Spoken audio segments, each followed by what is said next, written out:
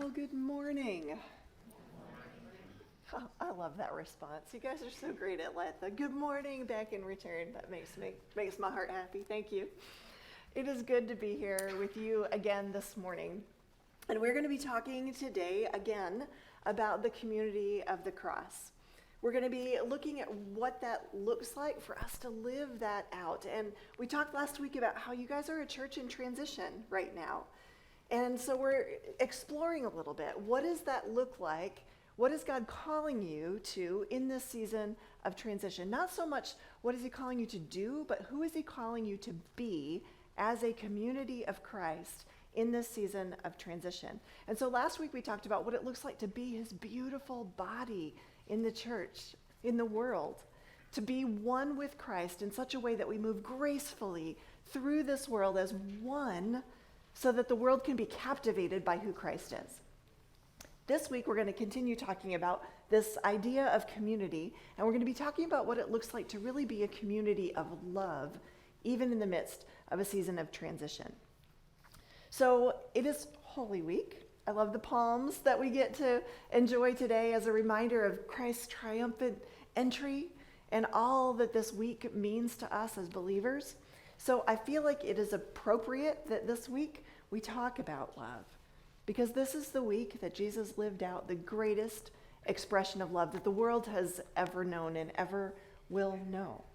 Jesus was all about love. And I think as we engage with this week, engage with this idea of love, I think it's worth noting what Jesus did on his final week. He came into the city of Jerusalem. What did that week look like? Because I think about that, and I think about, he knew that this was his final week on earth, right? And I think about, what would I do if I knew this was my last week to live? What would I want to say? Who would I want to talk to? What would I want them to know? What would I focus on in my final week? I'd focus on the things that were most important to me, right? The things that we wanted to say to the people that we love, the things we want them to know. That's what we'd focus on, the things that are most important. And when we look at Jesus' final week, we see him focused on preparing his disciples for what was to come. And the two main themes that we read during this week over and over again are love, love me, love each other, and unity.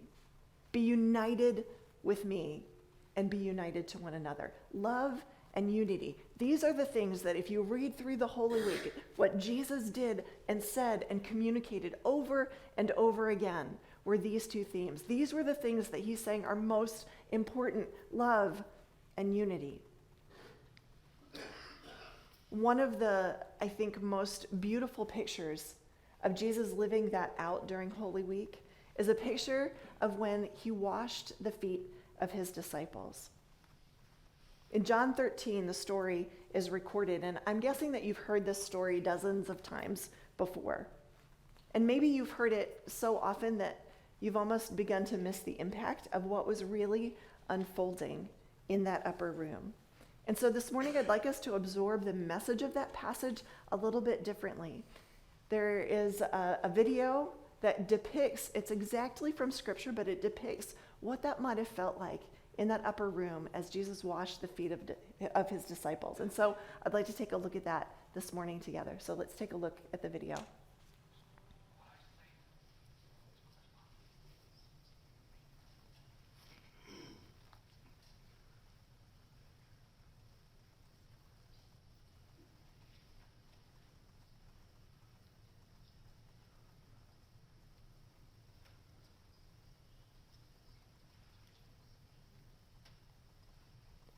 While we have this brief pause, I want to say one thing about people that run sound ministry. Usually they do it so seamlessly that we don't even have a clue that they are back there, because they're doing their job so well. And they are really the ones that make everything up here possible. So thank you guys for what you do.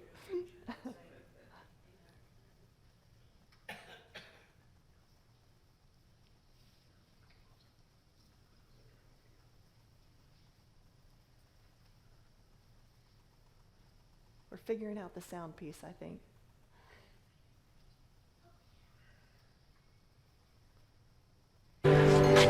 What I say then is what the Father has told me to say.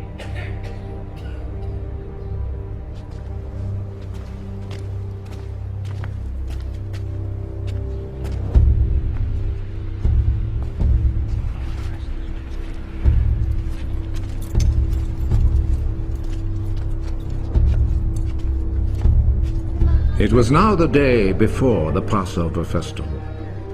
Jesus knew that the hour had come for him to leave this world and go to the Father. He had always loved those in the world who were his own, and he loved them to the very end.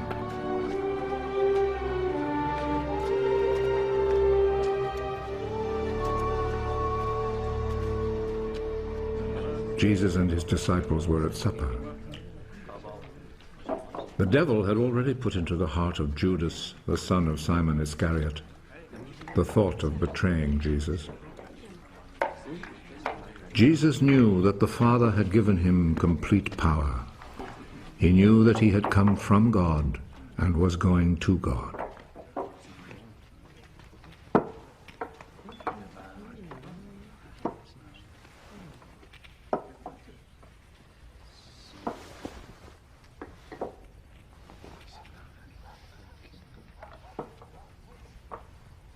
So he rose from the table, took off his outer garment, and tied a towel round his waist.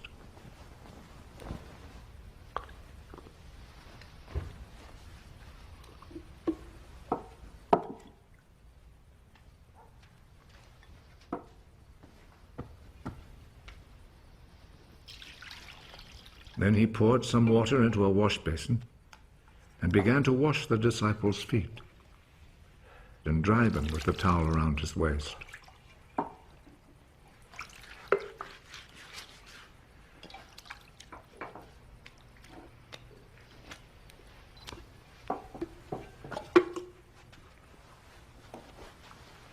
He came to Simon Peter.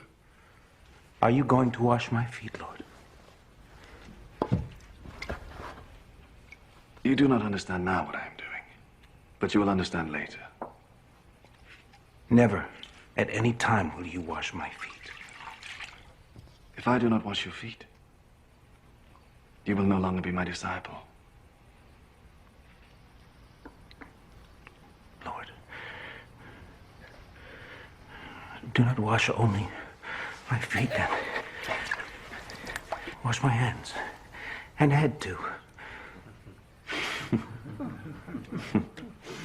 Those who have taken a bath are completely clean and do not need to wash themselves, except for their feet. All of you are clean.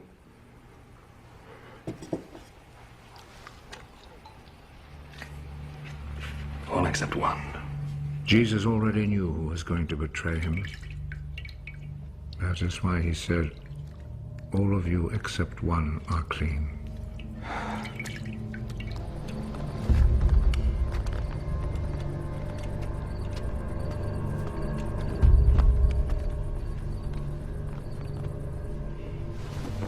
After Jesus had washed their feet, he put his outer garment back on and returned to his place at the table. Do you understand what I have just done to you?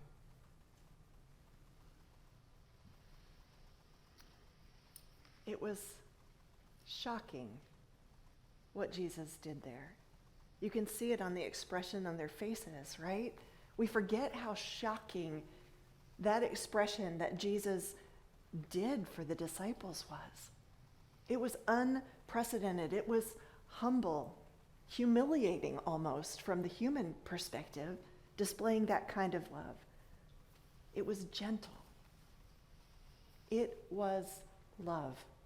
It was the kind of love that isn't for yourself. It isn't because it makes me feel good, because I get something out of it. What he's showing us there is not the kind of love that was for himself, but it was for the sake of the other, solely focused on the other. And after he got up, towards the end of that passage, he says to them, "I give you a new commandment. Love each other as I have loved you." Love each other in the same way. This demonstration that I just did for you, love each other with that kind of selflessness, with that kind of radical humility and grace and servanthood. Love each other the way that I have loved you. Why? So that the world will know who I am through you. Be a reflection of my heart to the world around you. And over again, during his final week as Jesus, God incarnate, he repeats this theme in 100 different ways. Love each other. Love each other. Love. We hear that word all the time. We use it in 100 different contexts, right? We love this, we love that, we love someone, we love God. We get it. We get what love is, right? But do we? Do we really, really walk out the kind of love that Jesus is calling us to? We've all felt the emotion of love, right? We felt that warm, fuzzy feeling inside that just makes you kind of giddy. Maybe it was when you first met your spouse and or someone you dated at one point, or the birth of your first child. And you're like, we feel that. It feels good. We like that feeling of love. We love that. And it's easy to love someone when we're feeling that inside, right? It's easy to say, I love you, when we feel all those happy, good for me endorphin emotions that are flooding through our systems. But what happens when someone isn't very lovable? What happens when we're called to love someone who we aren't getting those feelings about? And God's saying, love them. Jesus is calling us to a deeper kind of love. Even the people that are not very easy to love, or the ones that are acting in a way that feels somewhat unlovable. Jesus is saying, love, even without the warm fuzzies. That is not the definition of love. Love, even when someone is being difficult or even downright mean. This is the kind of love that we choose for one another, even when we're feeling tired or annoyed or irritated. Love isn't a feeling so much as love is a way of relating to others. Love is a choice. It is a choice that we make to act in a loving way towards someone else. And most importantly, love is not focused on me and what I get out of it. Love is for the sake of the other. It is others focused, so don't miss that. Love is not for me. Love is for the sake of another. You're going to hear that phrase a number of times this morning. Love is not for me. Love is for the sake of another. And when we live that out in community, because I know sometimes I've heard people argue, well, then I'm not going to be a doormat. Well, you know what? If we live that kind of love out in community, where I am putting you before myself and you are putting me before yourself, guess what? Nobody is a doormat, right? Nobody. We are called to love in a way that is not about me, but it is for the sake of the other. God maps out what this kind of love looks like in 1 Corinthians 13, and that's where we're going to hang out the rest of the morning in 1 Corinthians 13. So if you have a Bible, you can flip there. And I'm confident we have all heard this passage from 1 Corinthians 13 before. It's so popular, it's even gotten a nickname of the love chapter. It has likely been read at nearly every wedding you have ever attended. It's a popular passage. But to truly understand this passage, we need to understand it in the context that it was written. As much as we've referenced this chapter that as to mean like love between two individuals, it really is much more and deeper than that. So remember that Paul is writing to the church in Corinth here. And this was a church that was struggling through a huge transition. We talked about this last week, that the cross totally redefined what it meant to be God's people, to be God's chosen ones. It threw the doors wide open for people from every nation, tongue, and tribe to now be adopted into God's family. So this meant that now the Jews and the Greeks and the slaves and the free and the Gentiles, they're now all invited into this beautiful chaos that is the community of God. All invited to share in that original covenant that was given to Abraham for Abraham's descendants to be God's chosen people. And that original covenant said that I am going to bless you to be a blessing to the world. I am making you a nation so that through you and your people, the world will know who I am. And then at the cross, Jesus was like, not just Jewish people anymore. Whole world is now able to come and be adopted into God's family. And that's what the church in Corinth is trying to figure out. Like, we used to just be God's chosen people as this one ethnic group, and we shared this very limited set of cultures and traditions. And now the door's been blown wide open, and all of this chaos is happening of all of these people with different perspectives and different heritages and different cultures, different ideas, different perspectives on who God is, just trying to learn. And Paul's trying to say, okay, here's the ground rules. Okay. This is how you need to be with one another. Because a church in transition that is trying to figure out how to be the church with all of this different stuff happening, it gets messy sometimes. There's chaos in that. And in the case of the church in Corinth, there was fighting, there were power struggles, there were misunderstandings, and there was all the tough stuff that comes with new beginnings. That's the context of this passage. And Paul's writing into it, and he's saying, look, your motive should be love. So when he talks about love here, he's not just talking about love between two individuals. He's saying, church, love each other. Let's use this as our starting point. Love each other. And this is what it looks like. And I want you to love each other so that the world will know who God is. You are to be a reflection of his love to the world around you. So do it well. We can't afford to get this wrong. We can't afford to misrepresent the God that we are serving, because that's how the world will see who he is. That's the context of this passage. So he starts in 1 Corinthians 12:31. I'm going to start with the very tail end of 1 Corinthians 12. I think sometimes we think there's like a hard stop at the end of the chapter in a thought or idea, and we kind of miss it. We need to remember that we are the ones who put those chapters and verses in, right? So that we could reference scripture easier, but just because a chapter ends doesn't necessarily mean it ends the thought. So his thought is actually kind of the end of chapter 12 and continues into 13.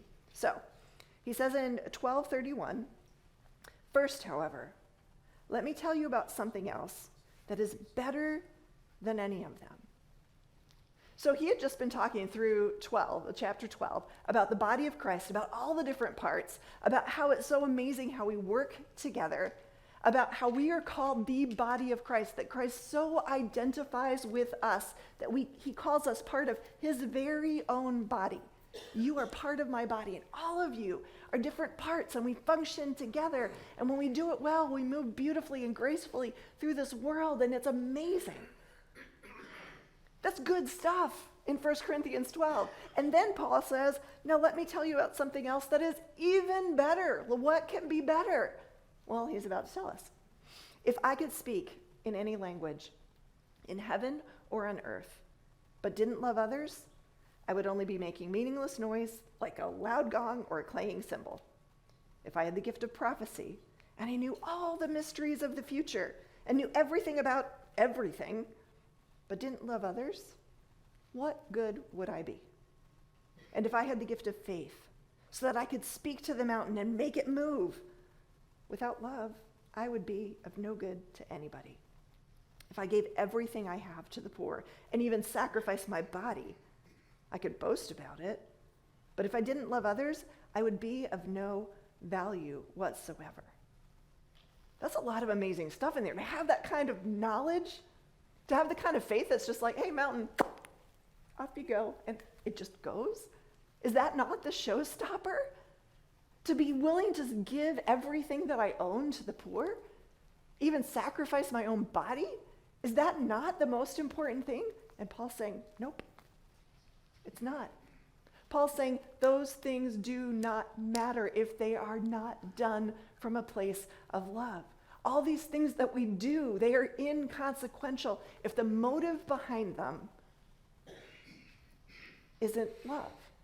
That's kind of hard to wrap our minds around because we're so focused on the things that we do or the things that are important, right? But the motive behind it is what Paul is saying really counts. At the end of our lives, God is not going to ask us for a resume of our accomplishments.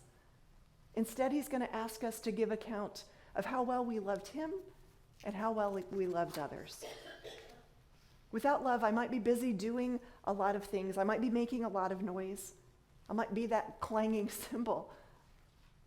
And you know what? Then the only thing that people are going to hear out of my life is that obnoxious, like, chur, chur, chur, cymbal noise. That's the only thing they're going to remember if I can't do it in love.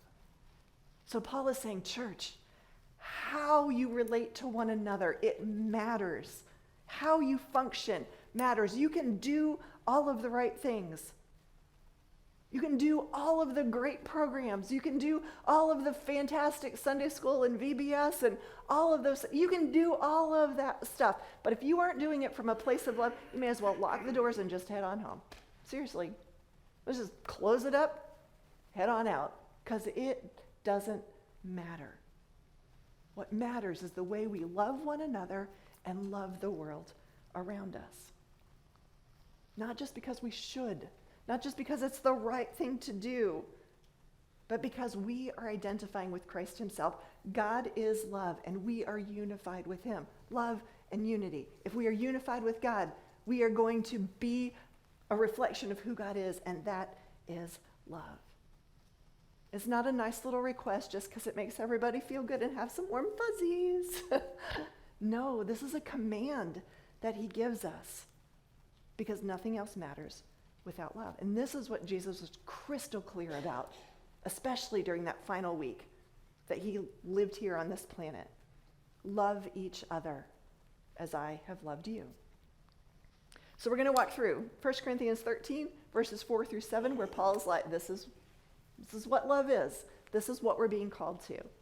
So first he starts in verse 4. Love is patient and kind.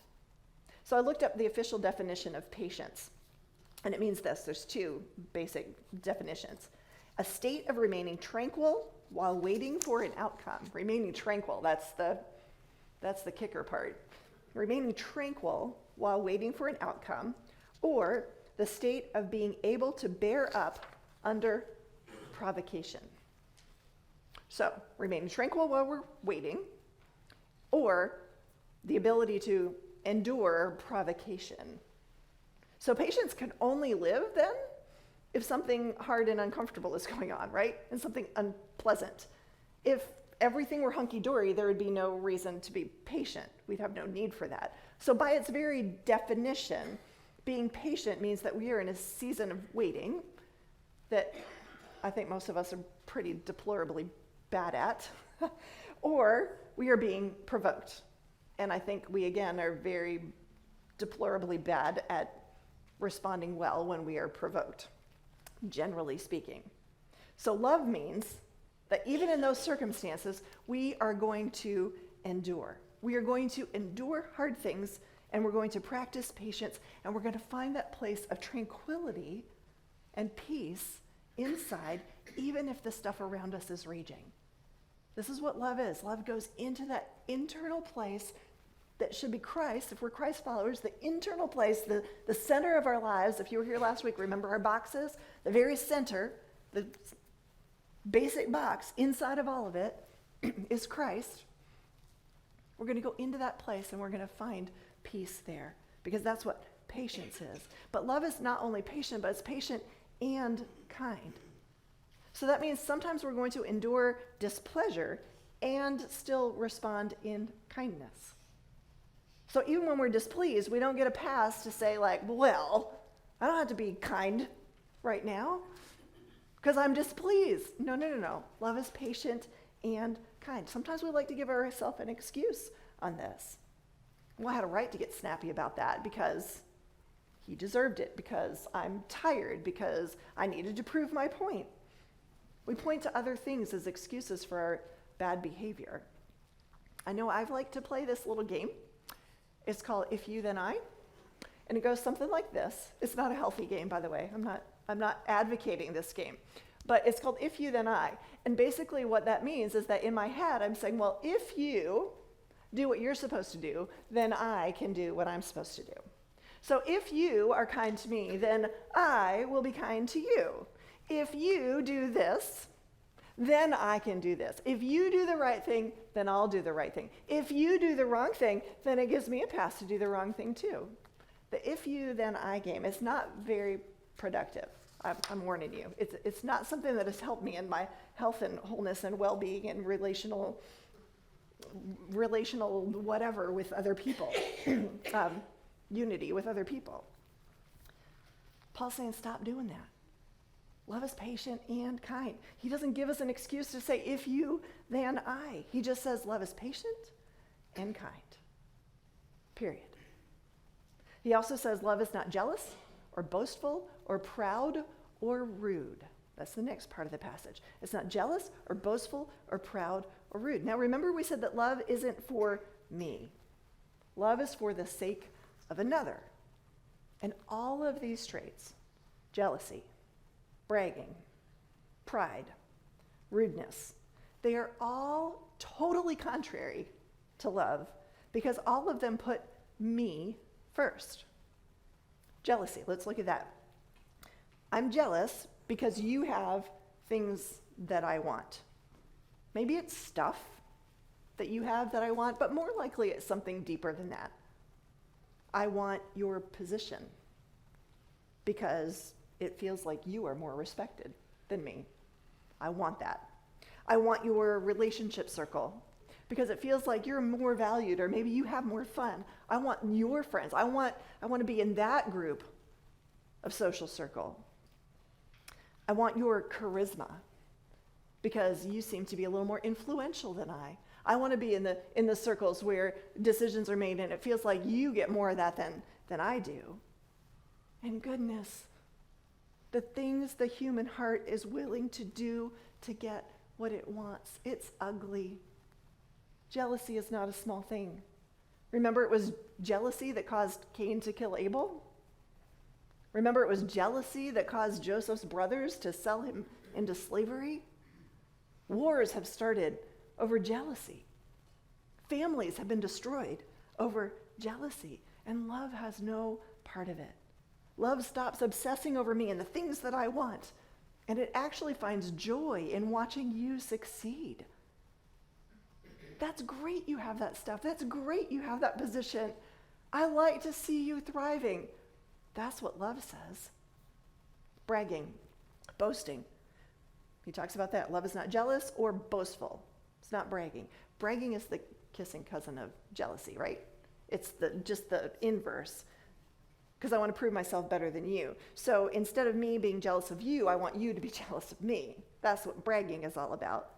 I want you to look at me and my stuff and my accomplishments, and I want you to think that I am the best, which means that means that I put you at a position beneath me.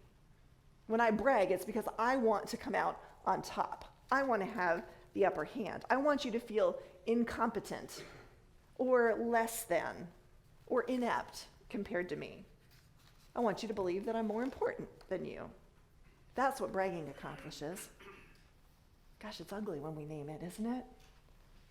Okay, rudeness. Jealousy, bragging, rudeness. Again, self-seeking. Again, rudeness is like, well, I'm the most important player in the world. Basically, I'm saying, here's me and here's the world. And I don't care what kind of destruction I cause as I go through the world, as I move through the world, because I am the center of it all, and I can do what I want, and I can say what I want, and I don't care what effect I have on the people around me. And the worst thing is that so often we crash through life totally unaware of the destruction that we are doing to others because we're so wrapped up in ourselves. Me. That's what jealousy and boasting and pride and rudeness is all about. And so I wonder how much good would it do us and the world around us if we all took time to reflect regularly, to step back and take some quiet time with God, doing the heart check on who I am in this world.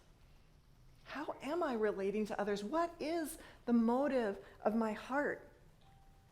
Asking the question with God and maybe some trusted friends, how do others experience me? And being humble enough to receive that answer.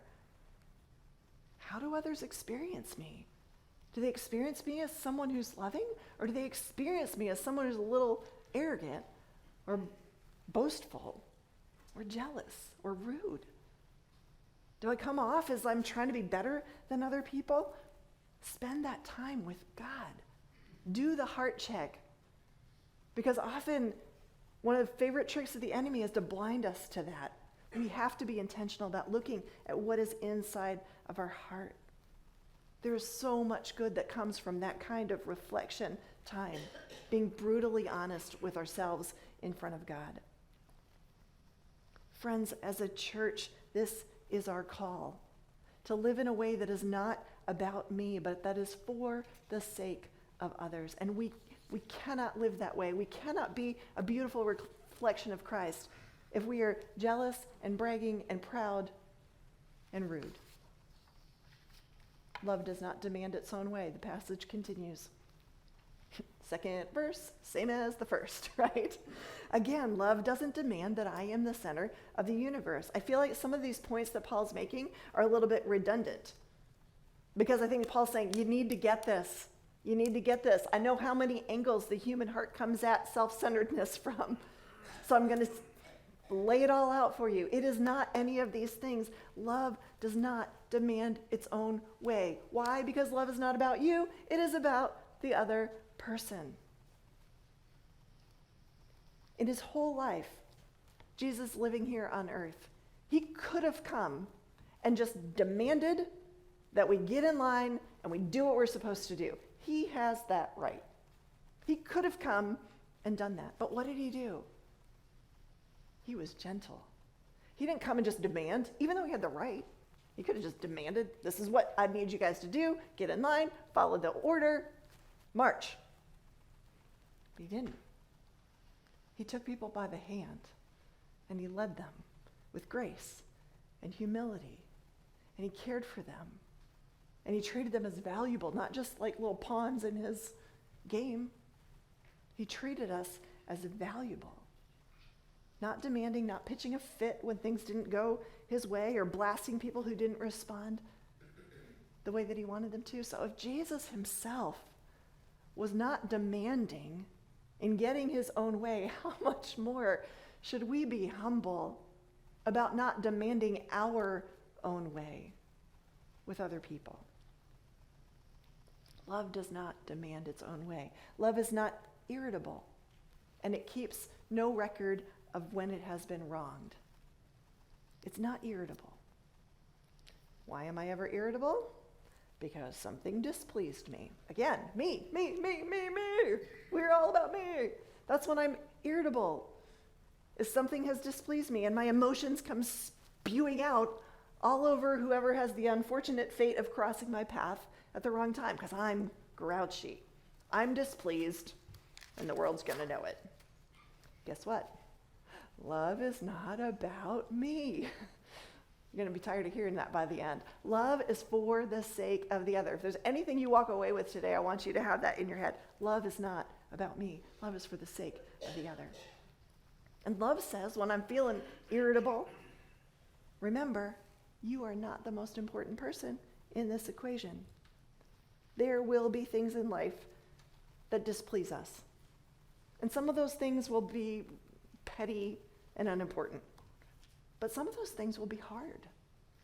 Some of those things will be wearisome and heavy. And the healthy response in that, instead of just being grouchy and gritty with people, the healthy response in that is to admit our emotions, to sit with God and grieve what we need to grieve, and to help him, or have him help us process what is really happening inside of our souls and gain a new perspective on the thing that hurts, to let God do the work inside of our souls to bring healing and wholeness so we're not irritable with other people. Basically, love is asking us to be emotional grown-ups. That's what it's asking. And I believe it to be true that we cannot be emotionally immature and spiritually mature at the same time. You cannot be spiritually mature and emotionally immature at the same time. It can't happen. You might think you know all the things about all the Bible things, but if you are an emotional train wreck, emotionally immature, your spiritual maturity is stunted because of that. And love is saying, let's be emotional grown-ups, not toddlers who stomp their feet and pitch a fit. They might pitch their feet. That's a picture. Don't go there too far. I've had kids that have pitched shoes, so maybe that's it. But who've stomped their feet and pitched a fit when life doesn't go the way because they don't have the maturity to handle it otherwise. And we've all been there. We've all been pitching our feet, right? We've had those moments. They're not our proudest ones. They're not the grown-up ones. Love calls us to do the grown-up thing, the harder thing. I've heard it said that streams become crooked by taking the path of least resistance, and so do people. I like that. Streams become crooked by taking the path of least resistance, and so do people. And love is saying, don't take the path of least resistance. Don't just take the cop out. Don't just take it's easier to just all of this stuff that I'm feeling inside. Take the harder road. Take the straight road that says I'm going to deal in a healthy and mature way with the stuff that's inside of me so that what flows from my stream is straight and pure and good. No record of wrongs. Love is not irritable, and it keeps no record of when it's been wrong. Well, that's a whole sermon in and of itself, and we don't have time for that today. But how do you know if you have a record of wrongs? Gauge your internal response to the people around you, to someone who has offended you. What's your gut reaction when you hear that person's name mentioned? Is there the eye roll? Ugh. Is there the rehearsing in your head of, here's what I'm going to say to them next time I see them? Or maybe I'm not really going to say it out loud. I'm just going to sit here and be all like snarky in my own head about things I'd like to say to you. Maybe you have a flash of irritability when that person's name comes across your mind or your presence. These are all signs that you are carrying a record of wrongs. And there are times when someone has wronged you in a way that causes you to have to distance yourself from someone to establish healthy boundaries. But we can maintain those boundaries without rehearsing the hurt over and over again. Love is not irritable, and it keeps no record of wrongs.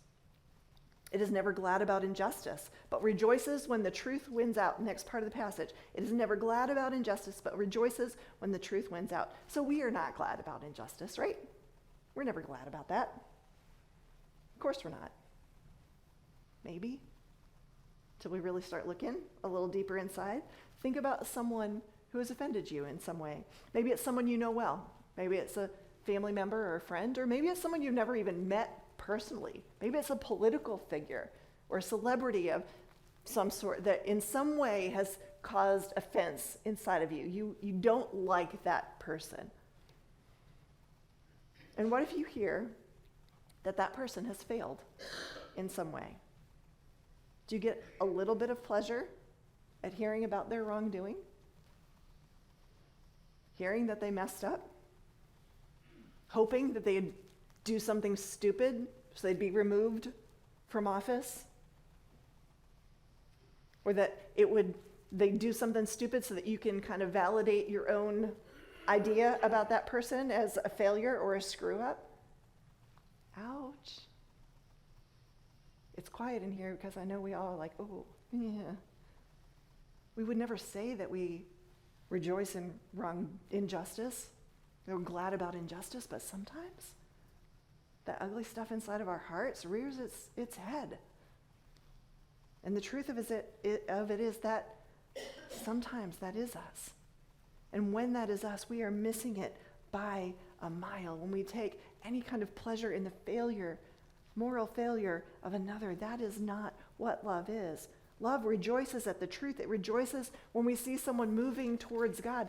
Maybe that person is kind of far away from God. Maybe that person is purporting all kinds of ideas and notions that don't line up with the heart of God. But love doesn't say that you hope wrongdoing on them. Love says, I want you to see truth. I rejoice if I can pray and if I can encourage you towards truth. I want good for you. I want truth to win for you. I don't want to see you fail. Love says, I want you to thrive in what is good, hoping and praying for what is right and true to win in that person's lives.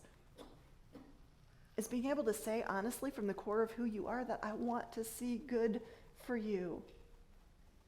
I rejoice in the truth of what is good for you. Love never gives up. It never loses faith. It's always hopeful and endures through every circumstance. Love is generous in hoping for the best in someone and sticking with them. It never gives up on them. It never gives up hoping and praying and wishing that what is good will make that person thrive.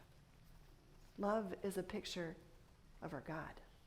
And we are called to be united with him, one with him, to love like him. Why? So that the world can see who he is through us. These were the most important things that Jesus wanted us to hear in that final week on this planet before the cross. Love and unity. So how are we doing today, church? I'd like to close today by having us hold a mirror to our own selves on our own quality of love. And I have a passage up on the screen, and everywhere where there was the word love, I replaced it with a blank. And here's what I'd like you to do, just to yourself inside your head, because if we do it out loud, it's going to be like a little chaotic and distracting. But everywhere where there's a blank, I want you to insert your name in there. So in my case, I'd say Carmen is patient and kind. And I want you to read through that, putting your name in every blank. And I want you to evaluate how true that strikes for you. So take a minute. I'm just going to be quiet for a minute. Take a minute, read it, put your name in the blank.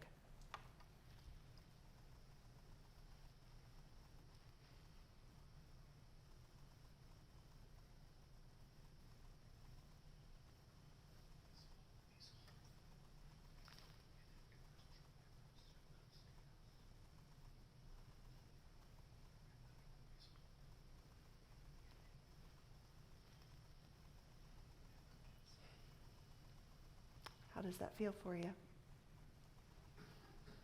Does it ring true? And celebrate.